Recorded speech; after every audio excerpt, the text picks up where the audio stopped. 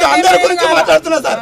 ఇవాళ వాళ్ళని బ్లేమ్ చేస్తారు, వాళ్ళ మనుషులు లెవెల్లో తెచ్చి పెట్టారు. అది కాదు సార్, బీజేపీ కాదు, కాంగ్రెస్ కాదు, రైతు మేలు చూడండి.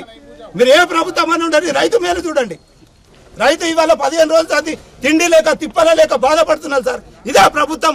మీకు కొనుగోలు లేకపోతే, మీకు బార్దానా లేకపోతే, మీకు గోడాములు లేకపోతే మీరు కాటా పూజ ఎందుకు చేస్తారు? మేము ఇళ్లలో పెట్టుకుంటామో చేనులో నాటుకుంటామో, మీరు పూజ చేసిన తర్వాతనే తీసుకొస్తాం. మీరు పేరుకు ఫోటోల కోసం కాటా పూజ చేసి ఇవాళ రైతులను ఇబ్బంది పెట్టుడా? ఇది పరిస్థితి కరెక్ట్ అయినదేనా? ఫోటోల కోసమేనా మీరు రైతు ప్రభుత్వం అని చెప్పడానికి, ఫోటో దిగడానికి? ఇదేనా పద్ధతి? ఇవాళ ఎంత సార్ పొద్దున 6 గంటల నుంచి అన్నాడుతున్నా సార్.